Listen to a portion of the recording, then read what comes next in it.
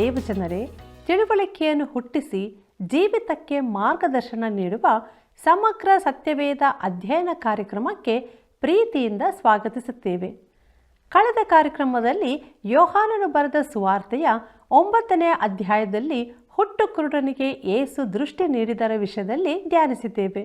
ಇಂದು ಮುಂದುವರೆದು ಅದೇ ಪ್ರಸ್ತಾಪದಲ್ಲಿ ಅವರ ಹೆತ್ತವರ ಅಂಜಿಕೆಯ ಉತ್ತರ, ದೃಷ್ಟಿ ಹೊಂದಿದವನ ನಂಬಿಕೆಯ ಪ್ರತ್ಯುತ್ತರ, ಸೇವಕನ ರೂಪದಲ್ಲಿ ಕ್ರಿಸ್ತನು ಎಂಬ ವಿಷಯಗಳನ್ನು ಧ್ಯಾನಿಸಲಿರುವೆವು. ಆದ್ದರಿಂದ ಬನ್ರಿ, ದೇವರಾತ್ಮನ ಬಲದಿಂದ ದೇವರ ವಾಕ್ಯಗಳನ್ನು ಅಭ್ಯಾಸ ಮಾಡೋಣ. ಕರ್ತನಲ್ಲಿ ಪ್ರೀತಿಯ ದೇವಜನರೇ, ಪರಿಶುದ್ಧನೂ ನಿರ್ದೋಷಿಯೂ ಹಾಗೂ ನಿಷ್ಕಳಂಕನೂ ಆಗಿರುವ ನಮ್ಮ ಕರ್ತನಾದ ಯೇಸು ಕ್ರಿಸ್ತನ ಅತಿ ಮಹೋನ್ನತ ನಾಮದಲ್ಲಿ ನಿಮ್ಮನ್ನು ತಿರುಗೊಂದಾವರ್ತಿ ವಂದಿಸುತ್ತಾ ಇಂದಿನ ಸತ್ಯವೇದ ಅಧ್ಯಯನಕ್ಕೆ ಬಹು ಪ್ರೀತಿಯಿಂದ ಆಹ್ವಾನಿಸುತ್ತೇನೆ. ಇಂದು ನಾವು ಯೋಹಾನನು ಬರೆದ ಸುವಾರ್ತೆ 9ನೇ ಅಧ್ಯಾಯ 17ನೇ ವಚನದಿಂದ 10ನೇ ಅಧ್ಯಾಯದ ಪ್ರಾರಂಭದ 6 ವಚನಗಳನ್ನು ಧ್ಯಾನ ಮಾಡಿಕೊಳ್ಳೋಣ. ನಮ್ಮ ಇಂದಿನ ಧ್ಯಾನವನ್ನು ಆರಂಭಿಸುವ ಹಾಗೆ ದಯಮಾಡಿ ನಿಮ್ಮ ಸತ್ಯವೇದದಲ್ಲಿ ಯೋಹಾನನು ಬರೆದ ಸುವಾರ್ತೆ 9ನೇ ಅಧ್ಯಾಯ 17 ಹಾಗೂ 18ನೇ ವಚನಗಳನ್ನು ನನ್ನೊಂದಿಗೆ ಗಮನಿಸಿರಿ. ಅಲ್ಲಿ ನಾವು ಹೀಗೆ ನೋಡುತ್ತೇವೆ: ಹೀಗಿರಲಾಗಿ ಅವರು ತಿರುಗಿ ಆ ಕುರುಡನನ್ನು, ನಿನಗೆ ಕಣ್ಣು ಕೊಟ್ಟದ್ದರಿಂದ ನೀನು ಅವನ ವಿಷಯವಾಗಿ ಏನು ಹೇಳುತ್ತೀ ಎಂದು ಕೇಳಿದಾಗ ಅವನು, ಆತನು ಪ್ರವಾದಿ ಅನ್ನುತ್ತೇನೆ ಎಂದು ಹೇಳಿದನು. ಆದರೆ ಕಣ್ಣು ಬಂದವನ ವಿಷಯವಾಗಿ ಆ ಯೆಹೂದ್ಯರು, ಇವನು ಕುರುಡನಾಗಿದ್ದು ಈಗ ಕಣ್ಣುಳ್ಳವನಾದನೆಂದು ನಂಬದೆ ಅವನ ತಂದೆ ತಾಯಿಗಳನ್ನು ಕರೆಯಿಸಿ ಎಂಬುದಾಗಿ. ಕರ್ತನಲ್ಲಿ ಪ್ರಿಯ ಆತ್ಮೀಯ ಬಂಧುಗಳೇ, ಈಗ ಅವರು ತಮ್ಮ ವಾದ ವಿವಾದಗಳಲ್ಲಿ ಭಕ್ತಿಹೀನನೊಬ್ಬನು ಇಂತಹ ಮಹತ್ ಕಾರ್ಯವನ್ನು ಮಾಡಲು ಹೇಗೆ ಸಾಧ್ಯ ಎಂದು ಕೇಳತೊಡಗಿದರು. ಆ ಕುರುಡನಾಗಿದ್ದವನು ತನ್ನ ತಿಳುವಳಿಕೆಯನ್ನು ಹೆಚ್ಚಿಸಿಕೊಳ್ಳಲು ಇದೇ ಸಹಕಾರಿಯಾಯಿತು. ಒಬ್ಬ ಭಕ್ತಿಹೀನನ ಕೈಯಿಂದ ಇಂತಹ ಮಹತ್ಕಾರ್ಯಗಳು ಸಾಧ್ಯವಿಲ್ಲವೆಂದಾದರೆ ತಾನು ಆತನಿಂದಲೇ ಕಣ್ಣು ಹೊಂದಿರುವಲ್ಲಿ ಈತನು ನಿಜವಾಗಿಯೂ ಒಬ್ಬ ಪ್ರವಾದಿಯೇ ಆಗಿರಬೇಕು ಮತ್ತು ಆತನು ದೇವರಿಂದ ಬಂದವನೇ ಆಗಿರಬೇಕು. ಹೀಗೆ ಆ ಕುರುಡನು ಒಂದು ಹೆಜ್ಜೆ ಮುಂದಕ್ಕೆ ಬಂದನು. ಆದರೆ ಯೆಹೂದ್ಯರು ಆತನ ಕುರಿತಾದ ಈ ಸಂಗತಿಯನ್ನು ನಂಬಲಿಲ್ಲ. ನೋಡಿರಿ, ಜನರು ನಂಬುವುದಕ್ಕೆ ತಯಾರಿಲ್ಲದ ಪರಿಸ್ಥಿತಿಯಲ್ಲಿ ಸತ್ಯವನ್ನಡಗಿಸಲು ಚಿಕ್ಕ ಚಿಕ್ಕ ಕಾರಣಗಳನ್ನು ಅವರು ಹುಡುಕುತ್ತಿದ್ದಾರೆ. ಆ ಮನುಷ್ಯನ ಮಾತನ್ನು ಅವರು ನಂಬಲೊಲ್ಲದ್ದರಿಂದ ಅವರು ಅವನ ಹೆತ್ತವರನ್ನು ಕರೆಸುತ್ತಾರೆ. ನಮ್ಮ ಧ್ಯಾನವನ್ನು ಮುಂದುವರಿಸಿ ನಾವು ಯೋಹಾನನು ಬರೆದ ಸುವಾರ್ತೆ 9ನೇ ಅಧ್ಯಾಯ 19ರಿಂದ 22 ವಚನಗಳನ್ನು ಓದುವಾಗ ಅಲ್ಲಿ ನಾವು ಹೀಗೆ ನೋಡುತ್ತೇವೆ: ಕುರುಡನಾಗಿ ಹುಟ್ಟಿದನೆಂದು ನೀವು ಹೇಳುವಂಥ ನಿಮ್ಮ ಮಗನು ಇವನೋ? ಈಗ ಇವನಿಗೆ ಕಣ್ಣು ಹೇಗೆ ಬಂದವು ಎಂದು ಅವರನ್ನು ಕೇಳಿದರು. ಅವನ ತಂದೆ ತಾಯಿಗಳು, ಇವನು ನಮ್ಮ ಮಗನೆಂದು ಕುರುಡನಾಗಿ ಹುಟ್ಟಿದನೆಂದೂ ಬಲ್ಲೆವು. ಈಗ ಹೇಗೆ ಕಣ್ಣು ಬಂದವೋ ಅರಿಯೆವು, ಕಣ್ಣು ಕೊಟ್ಟವನು ಯಾರೋ ಅರಿಯೆವು. ಇವನನ್ನೇ ಕೇಳಿರಿ, ಪ್ರಾಯದವನಾಗಿದ್ದಾನಲ್ಲ, ಇವನೇ ತನ್ನ ವಿಷಯವಾಗಿ ಹೇಳುವನು ಎಂದು ಉತ್ತರ ಕೊಟ್ಟರು. ಅವನ ತಂದೆ ತಾಯಿಗಳು ಯೆಹೂದ್ಯರಿಗೆ ಅಂಜಿದ ಕಾರಣ ಈ ಪ್ರಕಾರ ಹೇಳಿದರು. ಯಾಕಂದರೆ ಯಾರಾದರೂ ಯೇಸುವನ್ನು ಕ್ರಿಸ್ತನೆಂದು ಒಪ್ಪಿಕೊಂಡು ಹೇಳಿದರೆ ಅಂಥವನಿಗೆ ಬಹಿಷ್ಕಾರ ಹಾಕಬೇಕೆಂದು ಯೆಹೂದ್ಯರು ಅದಕ್ಕೆ ಮುಂಚೆ ಗೊತ್ತು ಮಾಡಿಕೊಂಡಿದ್ದರು ಎಂಬುದಾಗಿ. ಕರ್ತನಲ್ಲಿ ಪ್ರಿಯ ಆತ್ಮೀಯ ಸ್ನೇಹಿತರೆ, ಇಲ್ಲಿ ನಾವು ಆತ್ಮೀಕ ಕುಟಿಲತನವನ್ನು ಕಾಣುತ್ತೇವೆ ಮತ್ತು ಇದು ಊಹಿಸಬಹುದಾದ ಅತಿ ಮಾರಕ ಅಥವಾ ಹಾನಿಕಾರಕ ಸಂಗತಿಗಳಲ್ಲಿ ಒಂದಾಗಿರುತ್ತದೆ ಮತ್ತು ಧಾರ್ಮಿಕ ನಾಯಕರು ಇದನ್ನು ಯಾರ ಮೇಲಾದರೂ ಹಾಕಲು ಯತ್ನಿಸುತ್ತಾರೆ. ಆದರೆ ಆ ಮನುಷ್ಯನನ್ನು ಹೆತ್ತವರು ಇದರಿಂದ ಜಾರಿಕೊಳ್ಳುತ್ತಾರೆ. ಈ ಮನುಷ್ಯನು ಕುರುಡನಾಗಿದ್ದನು ಮತ್ತು ಈಗ ಕಾಣಬಲ್ಲನು ಎಂಬ ವಿಚಾರವನ್ನು ಆ ನಾಯಕರು ಪ್ರಶ್ನಿಸಲಿಲ್ಲ. ಆದರೆ ಯೇಸು ಕ್ರಿಸ್ತನು ಮಾಡಿದ ಅದ್ಭುತ ಕಾರ್ಯವನ್ನು ಅವರು ಸಂದೇಹಿಸಿದರು. ಕರ್ತನಲ್ಲಿ ಪ್ರಿಯರೇ, ಮುಂದುವರಿದು ನಾವು 23ನೇ ವಚನವನ್ನು ಓದುವಾಗ ಅಲ್ಲಿ ಹೀಗೆ ಬರೆದದೆ: ಇವನು ಪ್ರಾಯದವನು, ಇವನನ್ನೇ ಕೇಳಿರಿ ಎಂದು ಅವನ ತಂದೆ ತಾಯಿಗಳು ಹೇಳಿದ್ದಕ್ಕೆ ಇದೇ ಕಾರಣ ಎಂಬುದಾಗಿ. ಕರ್ತನಲ್ಲಿ ಪ್ರಿಯರೇ, ಅದ್ಭುತ ಕಾರ್ಯವೊಂದು ನಡೆದಿದೆ ಎಂಬುದನ್ನು ಹೆತ್ತವರು ತಿಳಿದಿದ್ದರು. ಆದರೆ ಅದು ಹೇಗೆ ನಡೆಯಿತೆಂದು ವಿವರಿಸಲು ಅವರು ಸಿದ್ಧರಿರಲಿಲ್ಲ. ಈ ಕಾರಣಕ್ಕಾಗಿ ತಾವು ಬಹಿಷ್ಕರಿಸಲ್ಪಡುವುದು ಅವರಿಗೆ ಬೇಡವಾಗಿತ್ತು. ಹಾಗಾದಲ್ಲಿ ಬಹು ಕಷ್ಟವಾಗುತ್ತದೆ. ಅಷ್ಟೇ ಅಲ್ಲದೆ ಇಂತಹ ತೊಂದರೆಗೆ ಸಿಕ್ಕಿ ಹಾಕಿಕೊಳ್ಳಲು ಅವರು ಸಿದ್ಧರಿರಲಿಲ್ಲ. ಆದರೆ ಧಾರ್ಮಿಕ ನಾಯಕರು ಅದ್ಭುತವೊಂದು ನಡೆದದ್ದನ್ನು ಅಲ್ಲಗಳೆಯಲಾಗದಿದ್ದರೂ ಅದರ ಖ್ಯಾತಿಯು ಯೇಸು ಕ್ರಿಸ್ತನಿಗೆ ಬರಬಾರದೆಂದು ಪ್ರಯತ್ನಿಸುತ್ತಾ ಇದ್ದರು. ಮುಂದುವರಿದು ನಾವು ಯೋಹಾನನು ಬರೆದ ಸುವಾರ್ತೆ 9ನೇ ಅಧ್ಯಾಯ 24ನೇ ವಚನವನ್ನು ಓದುವಾಗ ಅಲ್ಲಿ ಹೀಗೆ ನೋಡುತ್ತೇವೆ. ಆದ ಕಾರಣ ಅವರು ಕುರುಡನಾಗಿದ್ದ ಆ ಮನುಷ್ಯನನ್ನು 2ನೇ ಸಾರಿ ಕರೆದು, ನೀನು ದೇವರಿಗೆ ಮಾನ ಬರುವಂತೆ ಹೇಳು, ಆ ಮನುಷ್ಯನು ಭಕ್ತಿಹೀನನೆಂದು ನಾವು ಬಲ್ಲೆವು ಎಂದು ಹೇಳಲು ಎಂಬುದಾಗಿ. ಕರ್ತನಲ್ಲಿ ಪ್ರಿಯ ಸಹೋದರ ಸಹೋದರಿಯರೇ, ಯಹೂದ್ಯರು ತಮ್ಮ ಹಿಂದಿನ ವಾದಕ್ಕೇನೆ ಅಂಟಿಕೊಳ್ಳುತ್ತಾರೆ. ಈತನು ಸಬ್ಬತ್ತನ್ನು ಮೀರಿದ್ದರಿಂದ ಒಬ್ಬ ಪಾಪಿಯಾಗಿದ್ದಾನೆ. ಯೇಸುವೆಂಬ ಈತನಿಗೆ ದೇವರಿಗೆ ಮಾನ ಬರುವಂತೆ ಮಾತನಾಡು ಎಂಬುದಾಗಿ ಹೇಳುತ್ತಿದ್ದಾರೆ. ನೋಡಿರಿ ಪ್ರಿಯರೇ, ಇದು ಭಕ್ತಿಯ ಮಾತಿನಂತೆ ಕಾಣುತ್ತದಲ್ಲವೋ? ದಯಮಾಡಿ ಆಲೋಚಿಸಿ ನೋಡಿರಿ. ನಮ್ಮ ಧ್ಯಾನವನ್ನು ಮುಂದುವರಿಸಿ ನಾವು 25ನೇ ವಚನವನ್ನು ಓದುವಾಗ ಅಲ್ಲಿ ನಾವು ಹೀಗೆ ನೋಡುತ್ತೇವೆ. ಅವನು, ಆತನು ಭಕ್ತಿಹೀನನೋ ಏನೋ ನಾನರಿಯೆ, ಒಂದು ಮಾತ್ರ ಬಲ್ಲೆ, ಕುರುಡನಾಗಿದ್ದೆನೋ ಈಗ ಕಣ್ಣು ಕಾಣುತ್ತವೆ ಅಂದನು ಎಂಬುದಾಗಿ. ಕರ್ತನಲ್ಲಿ ಪ್ರೀತಿಯ ದೇವಜನರೇ, ಈ ಮನುಷ್ಯನು ಯೇಸುವನ್ನು ಇನ್ನೂ ಕಂಡಿರಲಿಲ್ಲ. ಈಗ ಅವನನ್ನು 2ನೇ ಬಾರಿಗೆ ಹಿರೀಸಭೆಯ ಎದುರು ಕರೆಸಿದ್ದಾರೆ. ಅವನಿಗೆ ಇದರಿಂದ ಸ್ವಲ್ಪ ಕಿರಿಕಿರಿಯೂ ಉಂಟಾಗಿತ್ತು. ಆದರೂ ಅವನ ಸಾಕ್ಷಿಯನ್ನು ಗಮನಿಸಿರಿ. ಒಂದು ಮಾತ್ರ ಬಲ್ಲೆ, ಕುರುಡನಾಗಿದ್ದೆನೋ ಈಗ ಕಣ್ಣು ಕಾಣುತ್ತವೆ ಎಂಬುದಾಗಿ.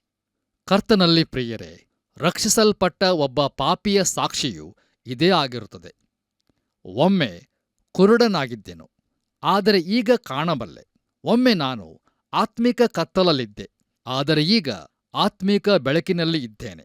ಒಮ್ಮೆ ಕ್ರಿಸ್ತನನ್ನು ಅರಿತಿರಲಿಲ್ಲ, ಆದರೆ ಈಗ ಆತನನ್ನು ನನ್ನ ರಕ್ಷಕನನ್ನಾಗಿ ತಿಳಿದಿದ್ದೇನೆ ಎಂಬುದಾಗಿ.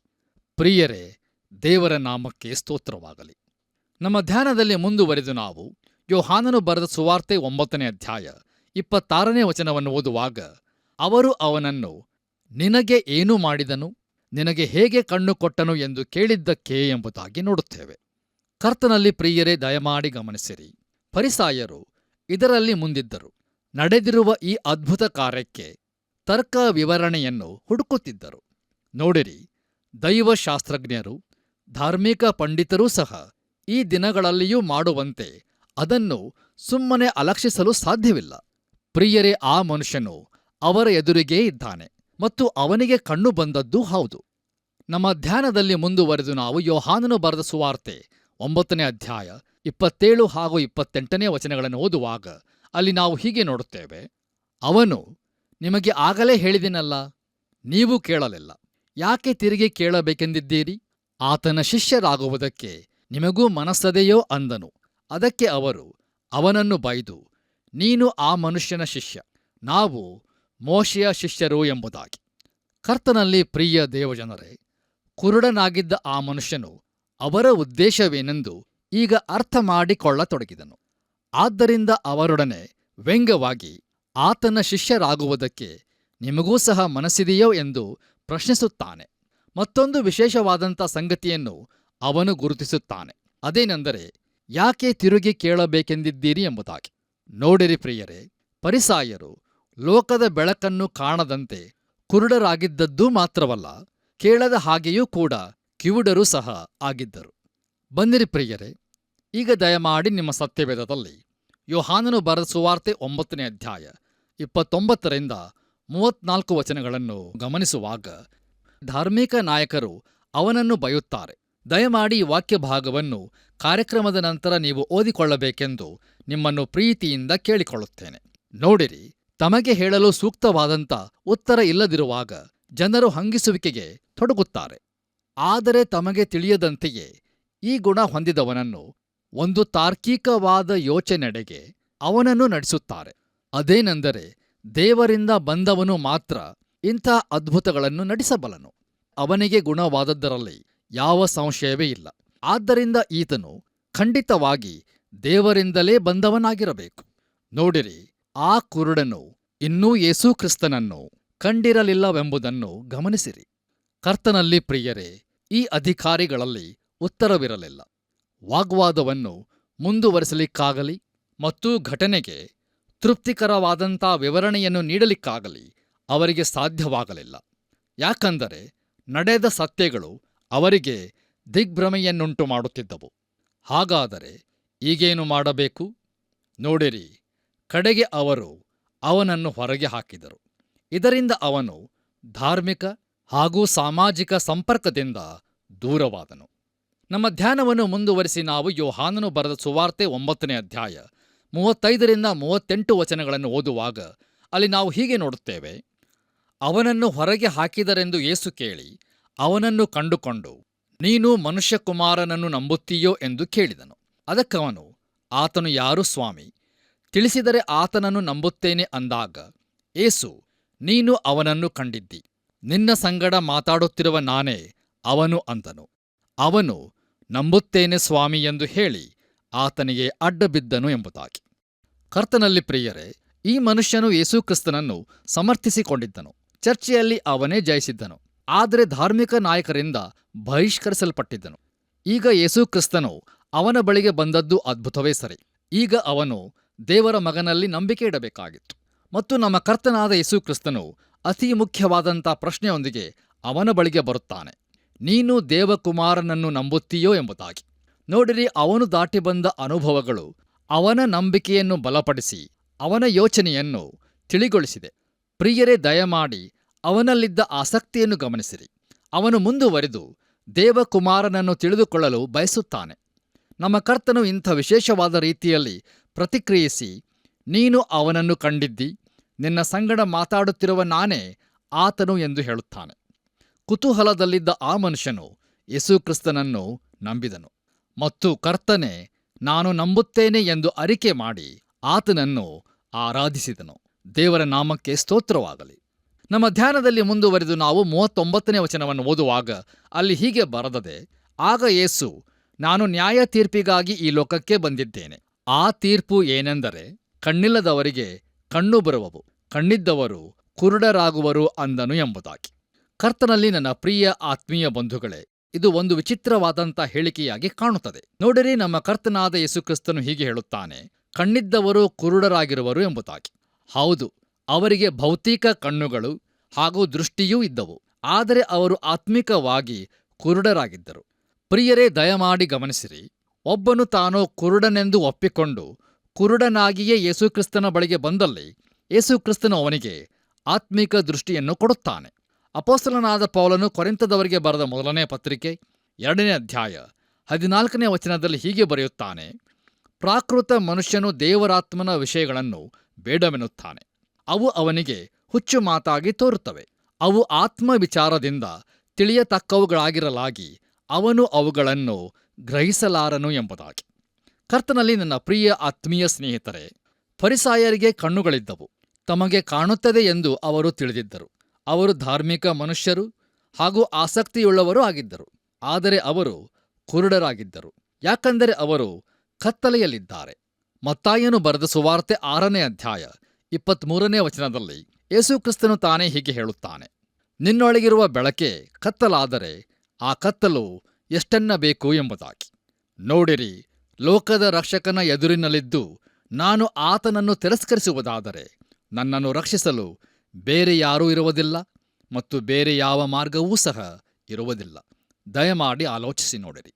ನಮ್ಮ ಧ್ಯಾನದಲ್ಲಿ ಮುಂದುವರೆದು ನಾವು ಯೋಹಾನನು ಬರೆದ ಸುವಾರ್ತೆ 9ನೇ ಅಧ್ಯಾಯ 40 ಹಾಗೂ 41ನೇ ವಚನಗಳನ್ನು ಓದುವಾಗ ಅಲ್ಲಿ ನಾವು ಹೀಗೆ ನೋಡುತ್ತೇವೆ, ಇದನ್ನು ಆತನ ಸಂಗಡ ಇದ್ದ ಫರಿಸಾಯರು ಕೇಳಿ, ನಾವೂ ಕುರುಡರೇನು ಎಂದು ಕೇಳಿದಾಗ ಯೇಸು ಅವರಿಗೆ, ನೀವು ಕುರುಡರಾಗಿದ್ದರೆ ನಿಮಗೆ ಪಾಪವು ಇರುತ್ತಿರಲಿಲ್ಲ.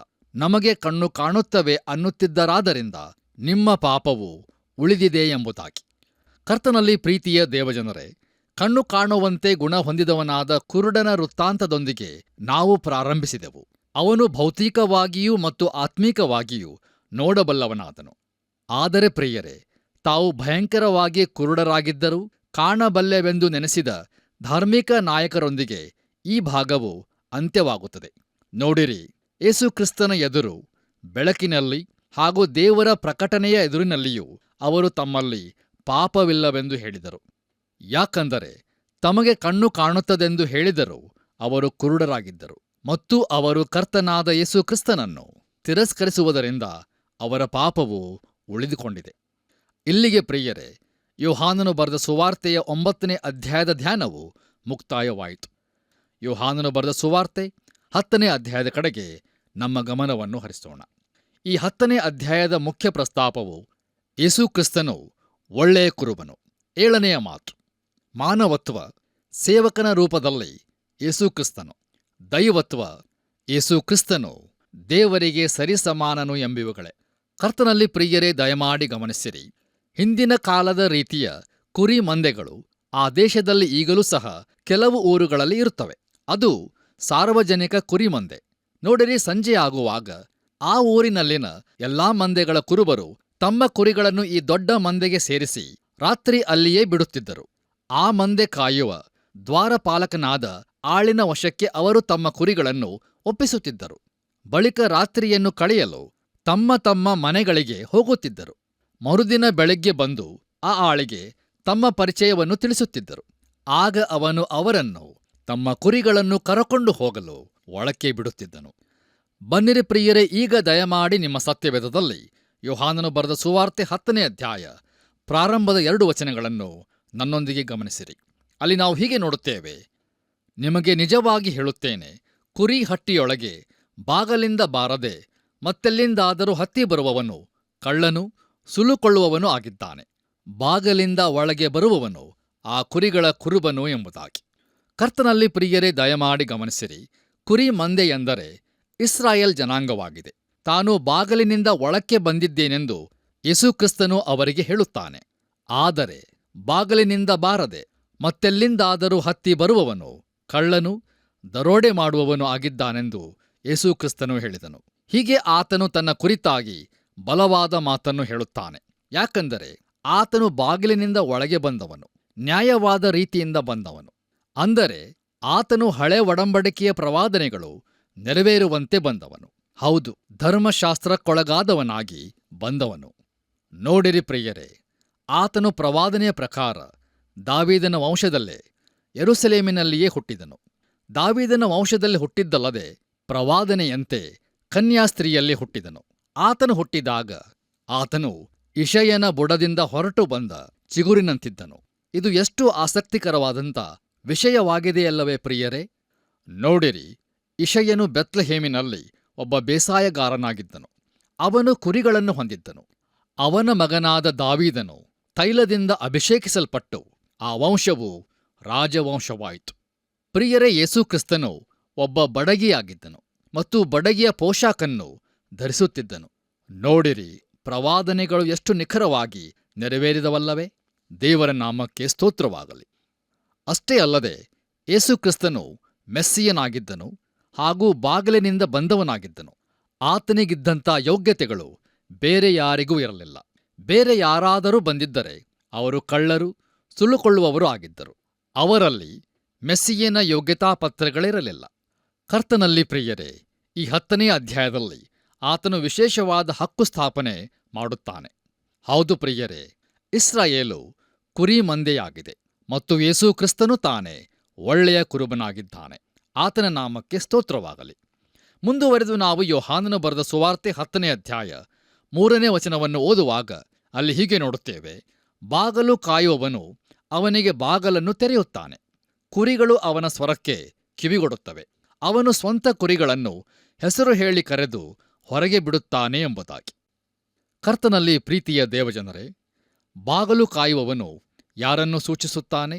ಹೌದು, ಬಾಗಿಲು ಕಾಯುವಾತನು ಪರಿಶುದ್ಧಾತ್ಮನೇ ಆಗಿದ್ದಾನೆ. ನೋಡಿರಿ, ದೇವರಾತ್ಮನು ಯೇಸುವಿನ ಮೇಲೆ ಬಂದನು ಮತ್ತು ಯೇಸುಕ್ರಿಸ್ತನು ಎಲ್ಲವನ್ನು ಪವಿತ್ರಾತ್ಮನ ಬಲದಿಂದಲೇ ಮಾಡಿದನು. ಆತನ ಸ್ವರವನ್ನು ಕೇಳುವಂತೆ ಪವಿತ್ರಾತ್ಮನು ಆತನ ಕುರಿಗಳ ಕಿವಿಗಳನ್ನು ತೆರೆಯುತ್ತಾನೆ ಮತ್ತು ಆತನ ಕುರಿಗಳು ಆತನ ಸ್ವರಕ್ಕೆ ಕಿವಿಗೊಟ್ಟವು. ನೋಡಿರಿ ಪ್ರಿಯರೇ, ಆ ಧಾರ್ಮಿಕ ನಾಯಕರು ಆತ್ಮಿಕವಾಗಿ ಕುರುಡರಾಗಿದ್ದರಲ್ಲದೆ ಕಿವುಡರೂ ಸಹ ಆಗಿದ್ದರು. ಆದರೆ ಪ್ರಿಯರೇ, ಆ ಕುರುಡನಿಗೆ ಆತನ ಸ್ವರ ಕೇಳಿಸಿತು. ಅದರಂತೆಯೇ ಸೀಮೋನನು ಸಹ ಆತನ ಕರೆಯನ್ನು ಕೇಳಿದನು. ನೋಡಿರಿ, ಯೇಸು ಕ್ರಿಸ್ತನು ಅವನ ಹೆಸರನ್ನು ಪೇತ್ರನೆಂದು ಬದಲಾಯಿಸಿದನು. ಪೇತ್ರನೆಂದರೆ ಕಲ್ಲು ಎಂದರ್ಥ. ಹಾಗೆಯೇ ಆತನು ಯಾಕೋಬ, ಯೋಹಾನ, ನತಾನಿಯೇಲ, ಫಿಲಿಪ್ಪರನ್ನು ಹಾಗೂ ಜಕ್ಕಾಯನನ್ನು ಸಹ ಕರೆದನು. ಅವರು ಆತನ ಸ್ವರವನ್ನು ಕೇಳಿದರು. ಹೌದು ಪ್ರಿಯರೇ, ಆತನು ತನ್ನ ಕುರಿಗಳ ಹೆಸರನ್ನು ಹೇಳಿ ಕರೆಯುತ್ತಾನೆ. ಆತನ ನಾಮಕ್ಕೆ ಸ್ತೋತ್ರವಾಗಲಿ. ಕರ್ತನಲ್ಲಿ ಪ್ರಿಯರೇ, ಯೇಸುಕ್ರಿಸ್ತನು ತನ್ನವರನ್ನು ಮೇಲಕ್ಕೆ ಮಧ್ಯಾಕಾಶದಲ್ಲಿ ಕರೆಯುವಾಗ ಆ ಕರೆಯಲ್ಲಿ ಪ್ರತಿಯೊಬ್ಬ ವಿಶ್ವಾಸಿಯ ಹೆಸರೂ ಸಹ ಇರುತ್ತದೆಂದು ನಾನು ನಂಬುತ್ತೇನೆ. ಆತನು ವೈಯಕ್ತಿಕವಾಗಿ ನನ್ನ ಹೆಸರನ್ನೂ ಸಹ ಕರೆಯಲಿದ್ದಾನೆ. ಅದೆಷ್ಟು ಅದ್ಭುತವಾದದ್ದಲ್ಲವೇ? ಹೌದು ಪ್ರಿಯರೇ, ನೀವೂ ಸಹ ಆತನ ಕುರಿಯಾಗಿದ್ದರೆ ಆತನು ನಿಮ್ಮ ಹೆಸರನ್ನೂ ಸಹ ಕರೆಯುತ್ತಾನೆ. ದೇವರಿಗೆ ಮಹಿಮೆಯುಂಟಾಗಲಿ. ನೋಡಿರಿ, ಆತನು ತನ್ನ ಕುರಿಗಳನ್ನು ಕುರಿಹಟ್ಟಿಯಿಂದ, ಅಂದರೆ ಯಹೂದದೊಳಗಿಂದ ಹೊರಗೆ ತರುತ್ತಾನೆ. ಯೇಸುಕ್ರಿಸ್ತನು ಕಣ್ಣು ಕೊಟ್ಟ ಆ ಮನುಷ್ಯನನ್ನು ಅಲ್ಲಿನ ಧಾರ್ಮಿಕ ಅಧಿಕಾರಿಗಳು ಬಹಿಷ್ಕರಿಸಿದರು. ಆದರೆ ಯೇಸುಕ್ರಿಸ್ತನು ತನ್ನ ಕುರಿಗಳನ್ನು ಯಹೂದತ್ವದಿಂದ ಹೊರತರುತ್ತಾನೆ. ಆತನ ನಾಮಕ್ಕೆ ಸ್ತೋತ್ರವಾಗಲಿ. ನಮ್ಮ ಧ್ಯಾನದಲ್ಲಿ ಮುಂದುವರೆದು ನಾವು ಯೋಹಾನನು ಬರೆದ ಸುವಾರ್ತೆ 10ನೇ ಅಧ್ಯಾಯ 4ನೇ ವಚನವನ್ನು ಓದುವಾಗ, ಅವನು ಸ್ವಂತ ಕುರಿಗಳನ್ನು ಹೆಸರು ಹೇಳಿ ಕರೆದು ಹೊರಗೆ ಬಿಡುತ್ತಾನೆ. ಸ್ವಂತ ಕುರಿಗಳನ್ನೆಲ್ಲ ಹೊರಗೆ ಬಿಟ್ಟ ಮೇಲೆ ತಾನು ಅವುಗಳ ಮುಂದೆ ಹೋಗುತ್ತಾನೆ. ಕುರಿಗಳು ಅವನ ಸ್ವರವನ್ನು ತಿಳುಕೊಂಡು ಅವನ ಹಿಂದೆ ಹೋಗುತ್ತವೆ ಎಂಬುದಾಗಿ. ಕರ್ತನಲ್ಲಿ ಪ್ರಿಯರೇ, ದಯಮಾಡಿ ಗಮನಿಸಿರಿ. ಕುರಿಹಟ್ಟಿ ಎಂದರೆ ಕುರುಬರು ರಾತ್ರಿಯ ಕಾಲಕ್ಕೆ ತಮ್ಮ ಕುರಿಗಳನ್ನು ತಂಗಿಸುವಂಥ ಸ್ಥಳವಾಗಿದೆ. ಬಾಗಲು ಕಾಯುವವನು ಇದರ ಜವಾಬ್ದಾರಿಯನ್ನು ವಹಿಸುತ್ತಾನೆ. ಕುರುಬನು ತನ್ನ ಸ್ವಂತ ಹಾಸಿಗೆಯಲ್ಲಿ ರಾತ್ರಿಯನ್ನು ಕಳೆಯುತ್ತಾನೆ. ಬೆಳಿಗ್ಗೆ ಅವನು ಕುರಿಹಟ್ಟಿಗೆ ಬಂದಾಗ ಅವನ ಕುರಿಗಳು ಬೇರೆಲ್ಲಾ ಕುರಿಗಳೊಂದಿಗೆ ಮಿಶ್ರವಾಗಿ ಸೇರಿರುತ್ತವೆ. ನೋಡಿರಿ, ಕುರಿಗಳ ಮೇಲೆ ಯಾವ ಗುರುತಾಗಲಿ ಹಚ್ಚೆಯಾಗಲಿ ಇರುವುದಿಲ್ಲ. ಹಾಗಾದರೆ ಅವನು ತನ್ನ ಕುರಿಗಳನ್ನು ಹೇಗೆ ಪ್ರತ್ಯೇಕಿಸುತ್ತಾನೆ? ಹೌದು, ಅವನು ಅವುಗಳನ್ನು ಹೆಸರು ಹಿಡಿದು ಕರೆಯುತ್ತಾನೆ ಮತ್ತು ಆ ಕುರಿಗಳಿಗೆ ತಮ್ಮ ಕುರುಬನ ಸ್ವರವು ತಿಳಿದಿರುತ್ತದೆ. ಹೀಗೆ ಅವನು ಗುಡ್ಡದ ಬಳಿಗೆ ಮುಂದುವರಿಯುವಾಗ ಅವನ ಕುರಿಗಳೆಲ್ಲ ಹಟ್ಟಿಯೊಳಗಿಂದ ಹೊರಗೆ ಬಂದು ಅವನ ಹಿಂದೆ ಹೋಗುತ್ತವೆ. ಹೌದು ಪ್ರಿಯರೇ, ಅವು ಅವನ ಸ್ವರವನ್ನು ತಿಳಿದಿರುತ್ತವೆ. ಆದ್ದರಿಂದಲೇ ಕರ್ತನು ಹೀಗೆ ಹೇಳುತ್ತಾನೆ, ಕುರಿಗಳು ಅವನ ಸ್ವರವನ್ನು ತಿಳುಕೊಂಡು ಅವನ ಹಿಂದೆ ಹೋಗುತ್ತವೆ ಎಂಬುದಾಗಿ. ಮುಂದುವರೆದು ನಾವು 5ನೇ ವಚನವನ್ನು ಓದುವಾಗ, ಅವು ಅನ್ಯರ ಸ್ವರವನ್ನು ತಿಳಿಯುವುದಿಲ್ಲ, ಅನ್ಯನ ಹಿಂದೆ ಹೋಗದೆ ಅವನ ಬಳಿಯಿಂದ ಓಡಿ ಹೋಗುತ್ತವೆ ಎಂಬುದಾಗಿ. ಕರ್ತನಲ್ಲಿ ಪ್ರಿಯರೇ, ದೇವಜನರನ್ನು ಯಾರಾದರೂ ಸ್ವಲ್ಪ ಕಾಲದ ಮಟ್ಟಿಗೆ ಮೋಸಗೊಳಿಸಬಹುದು, ಆದರೆ ಯಾವಾಗಲೂ ಮೋಸಗೊಳಿಸಲಾಗದು ಎಂದು ನಾನು ನಂಬುತ್ತೇನೆ. ನೋಡಿರಿ, ಸ್ವಲ್ಪ ಕಾಲ ತಾವು ಕೇಳುವುದು ಕರ್ತನ ಸ್ವರವನ್ನೇ ಎಂದು ತಿಳಿದು ಅವರು ಮೋಸ ಹೋಗಬಹುದು. ಆದರೆ ಕ್ರಮೇಣ ಆತನ ಸ್ವರವಲ್ಲವೆಂದು ಬೇಗನೆ ತಿಳಿದು ಬರ್ತದೆ. ಆಗ ಅವರು ತಮ್ಮ ಕುರುಬನ ಸ್ವರವನ್ನು ತಿಳಿದಿರುವುದರಿಂದ ದೇವರ ವಾಕ್ಯದ ಬೋಧನೆ ಕಡೆಗೆ ತಿರುಗಿಕೊಳ್ಳುತ್ತಾರೆ. ಇದು ನಿಜವಾಗಿಯೂ ಅದ್ಭುತವಾದದ್ದಾಗಿದೆ. ದೇವರಿಗೆ ಮಹಿಮೆಯುಂಟಾಗಲಿ. ಬನ್ನಿರಿ ಪ್ರಿಯರೇ, ನಮ್ಮ ಇಂದಿನ ಧ್ಯಾನವನ್ನು ನಾವು ಮುಕ್ತಾಯಗೊಳಿಸುವ ಹಾಗೆ ಕೊನೆಯದಾಗಿ ನಾವು ಯೋಹಾನನು ಬರೆದ ಸುವಾರ್ತೆ 10ನೇ ಅಧ್ಯಾಯ 6ನೇ ವಚನವನ್ನು ಓದಿಕೊಳ್ಳೋಣ. ಅಲ್ಲಿ ಹೀಗೆ ಬರೆದದೆ, ಈ ಉಪಮಾನವನ್ನು ಯೇಸು ಅವರಿಗೆ ಹೇಳಿದನು, ಆದರೂ ಆತನ ಮಾತಿನ ಅರ್ಥವನ್ನು ಅವರು ಗ್ರಹಿಸಲಿಲ್ಲ ಎಂಬುದಾಗಿ. ಕರ್ತನಲ್ಲಿ ಪ್ರಿಯರೇ, ದಯಮಾಡಿ ಗಮನಿಸಿರಿ. ಉಪಮಾನ ಎನ್ನುವ ಶಬ್ದ ಇಲ್ಲಿ ಬಹು ಸೂಕ್ತವಾಗಿದೆ. ಇದು ಒಂದು ಸಾಮ್ಯವಲ್ಲ. ಯೋಹಾನನು ಬರೆದ ಸುವಾರ್ತೆಯಲ್ಲಿ ನಮ್ಮ ಕರ್ತನಾದ ಯೇಸುಕ್ರಿಸ್ತನು ನುಡಿದಂಥ ಸಾಮ್ಯಗಳು ಯಾವುವೂ ಇರುವುದಿಲ್ಲ. ಅದರಲ್ಲಿ ರೂಪಕ, ಹೊಂದಿಕೆಯ ಉಪಮಾನಗಳು ಮಾತ್ರ ಬರೆಯಲ್ಪಟ್ಟಿವೆ. ಉದಾಹರಣೆಗೆ, ನಾನು ಲೋಕಕ್ಕೆ ಬೆಳಕಾಗಿದ್ದೇನೆ, ನಾನೇ ಜೀವದ ರೊಟ್ಟಿ ಎಂಬಿತ್ಯಾದಿ. ನೋಡಿರಿ, ಇವು ಸಾಮ್ಯಗಳಲ್ಲ, ಆದರೆ ದೇವರ ಕುರಿತಾಗಿ ತಿಳಿಯಲಿಕ್ಕಿರುವ ಕೆಲವು ರೂಪಕಗಳಾಗಿವೆ. ಆದ್ದರಿಂದ ಪ್ರಿಯರೇ, ಉಪಮಾನ ಎಂಬ ಈ ಶಬ್ದ ಬಹು ಸೂಕ್ತವಾಗಿದೆ ಮತ್ತು ಸರಿಯಾಗಿದೆ. ನೋಡಿರಿ, ಅವರು ಕುರುಡರಾಗಿದ್ದರೆಂದು ಆತನು ನುಡಿದಿದ್ದನು. ಆದ್ದರಿಂದ ಅವರು ಆತನ ಮಾತಿನ ಅರ್ಥವನ್ನು ಗ್ರಹಿಸಲಿಲ್ಲ. ಪ್ರಿಯರೇ, ನಮ್ಮ ಕರ್ತನಾದ ಯೇಸುಕ್ರಿಸ್ತನು ಕಿವಿಯುಳ್ಳವನು ಕೇಳಲಿ ಎಂದೂ ಸಹ ಹೇಳಿದ್ದನ್ನು ಮತ್ತಾಯನು ಬರೆದ ಸುವಾರ್ತೆ 13ನೇ ಅಧ್ಯಾಯ 9ನೇ ವಚನದಲ್ಲಿ ನಾವು ಗಮನಿಸುತ್ತೇವೆ. ನೋಡಿರಿ, ಕಿವಿಗಳಿದ್ದು ಕೇಳದೇ ಇರುವುದಕ್ಕೆ ಸಾಧ್ಯವಿದೆ. ಅವರು ಮಾತುಗಳನ್ನು ಕೇಳುತ್ತಾರೆ ಸರಿ, ಆದರೆ ಅದು ದೇವರ ವಾಕ್ಯವಾಗಿ ಅವರಿಗೆ ಕೇಳಿಸುವುದಿಲ್ಲ. ಅದು ನಿಜವಾದಂಥ ಸಂಗತಿಯಾಗಿದೆ ಪ್ರಿಯರೇ. ಹಾಗಾದರೆ ನೀವು ಹೇಗೆ ಕೇಳುತ್ತಿರುವಿರಿ? ದಯಮಾಡಿ ಸ್ವಲ್ಪ ಆಲೋಚಿಸಿ ನೋಡಿರಿ. ಈ ಸಂದೇಶವನ್ನು ಆಲಿಸುತ್ತಿರುವಂಥ ನನ್ನ ಪ್ರಿಯ ಸಹೋದರ ಸಹೋದರಿಯರೇ, ನಮ್ಮ ನಿಜ ಕುರುಬನಾಗಿರುವ ಯೇಸುಕ್ರಿಸ್ತನು ತನ್ನ ಸ್ವರವನ್ನು ನಮಗೆ ಕೇಳಮಾಡುತ್ತಾ ಇದ್ದಾನೆ. ಈ ದಿನದ ವಾಕ್ಯದ ಧ್ಯಾನದ ಮೂಲಕವೂ ಆತನು ನಮ್ಮ ಸಂಗಡ ಮಾತನಾಡಿದ್ದಾನೆಂದು ನಾನು ನಂಬುತ್ತೇನೆ. ಹಾಗಾದರೆ ಪ್ರಿಯರೇ, ನಾವು ಆತನ ಕುರಿಗಳಾಗಿದ್ದೇವೋ? ಆತನ ಸ್ವರವು ನಮ್ಮ ಕಿವಿಗೆ ಬೀಳುತ್ತಿದೆಯೋ? ಅದು ಆತನದೇ ಸ್ವರವೆಂದು ನಾವು ತಿಳಿದುಕೊಂಡಿದ್ದೇವೋ? ಹೌದು ಪ್ರಿಯರೇ, ಆತನು ನಮ್ಮ ಹೆಸರು ಹೇಳಿ ಕರೆಯುತ್ತಾನಲ್ಲ, ಅದನ್ನು ನಾವು ಗ್ರಹಿಸಿ ಆತನ ಹಿಂದೆ ಹೋಗುತ್ತಿದ್ದೇವೋ? ಅಥವಾ ಅನ್ಯ ಕುರುಬರ ಹಿಂದೆ ನಾವು ಹೋಗುವವರಾಗಿದ್ದೇವೋ? ಈ ಸಮಯದಲ್ಲಿ ನಮ್ಮನ್ನು ನಾವೇ ಪರೀಕ್ಷಿಸಿಕೊಳ್ಳೋಣ, ಪರಿಶೋಧಿಸಿಕೊಳ್ಳೋಣ ಹಾಗೂ ಪರಿಶೀಲಿಸಿಕೊಳ್ಳೋಣ. ಹಾಗಾಗುವಂತೆ ತಂದೆಯಾದ ದೇವರು ಪರಿಶುದ್ಧಾತ್ಮನ ಮೂಲಕ ನಮ್ಮೆಲ್ಲರಿಗೂ ಸಹಾಯ ಮಾಡಿ ನಡೆಸಲಿ. ಆಮೆನ್. ಕುರಿ ಹಟ್ಟಿಯೊಳಗೆ ಬಾಗಲಲ್ಲಿಂದ ಬಾರದೆ ಇರುವವನು ಕಳ್ಳನಾಗಿದ್ದಾನೆ, ಆದರೆ ಯೇಸು ಕ್ರಿಸ್ತನು ಕುರಿಗಳಿಗೆ ಬಾಗಲಾಗಿದ್ದಾನೆ. ಆತನೇ ಒಳ್ಳೆಯ ಕುರುಬನು. ತನ್ನ ಸ್ವರವನ್ನು ನಮಗೆ ಕೇಳಿಸುವಂತೆ ಮಾಡಿದ್ದಾನೆ. ನಾವು ಕಿವಿಯಿದ್ದು ಕೇಳಿದ್ದರೂ ತಿಳುಕೊಳ್ಳದೆ, ಕಂಡಿದ್ದು ನೋಡಿದರೂ ಕಾಣದೇ ಇರುವವರ ಹಾಗೆ ಇರದೆ, ಆತನ ಸ್ವರಕ್ಕೆ ಕಿವಿಗೊಟ್ಟು ನಿಜವಾದ ಕ್ರಿಸ್ತ ನಂಬಿಕೆಯ ಜೀವಿತವನ್ನು ಜೀವಿಸೋಣ. ಬನ್ನಿರಿ, ಪ್ರಾರ್ಥನೆಯನ್ನು ಮಾಡೋಣ. ಪರಲೋಕದಲ್ಲಿರುವ ನಮ್ಮ ತಂದೆಯಾದ ದೇವರೇ, ಈ ಒಂದು ಒಳ್ಳೆಯ ಸಮಯಕ್ಕಾಗಿ ಸ್ತೋತ್ರ ಸಲ್ಲಿಸ್ತೇವೆ. ಯೇಸು ಕ್ರಿಸ್ತನು ತಾನೇ ಹೇಳಿದ್ದು, ನಾನೇ ಒಳ್ಳೆಯ ಕುರುಬನು. ನಿನ್ನ ಸ್ವರಕ್ಕೆ ಕಿವಿಗೊಡುವುದಾದರೆ ನಮ್ಮೆಲ್ಲರಿಗೂ ನಿತ್ಯ ಜೀವವನ್ನು ಕೊಡುವಾತನಾಗಿದ್ದಿ. ಪ್ರಿಯ ಕರ್ತನೇ, ನಮ್ಮ ವೀಕ್ಷಕರನ್ನು ಆಶೀರ್ವದಿಸು. ದೇವರ ಸ್ವರವನ್ನು ಆಲಿಸುವಂತೆ ಕೃಪೆ ಮಾಡು. ಯೇಸುವಿನ ನಾಮದಲ್ಲಿ ಬೇಡಿದ್ದೇವೆ ತಂದೆಯೇ, ಆಮೇನ್. ಪ್ರಿಯರೇ, ಒಂದು ದಿನ ಯೇಸು ಕ್ರಿಸ್ತನು ನಮ್ಮನ್ನು ಕರೆಯುತ್ತಾನೆ ತನ್ನ ರಾಜ್ಯದಲ್ಲಿ ಸೇರಲು. ಆದ್ದರಿಂದ ನಾವು ಸಿದ್ಧರಾಗಿ ಇತರರನ್ನು ಸಿದ್ಧಪಡಿಸಲು ಇಂದೇ ನಮಗೊಂದು ಕರೆ ಮಾಡಿರಿ. ತಿರುಗಿ ಭೇಟಿಯಾಗೋಣ. ವಂದನೆಗಳು.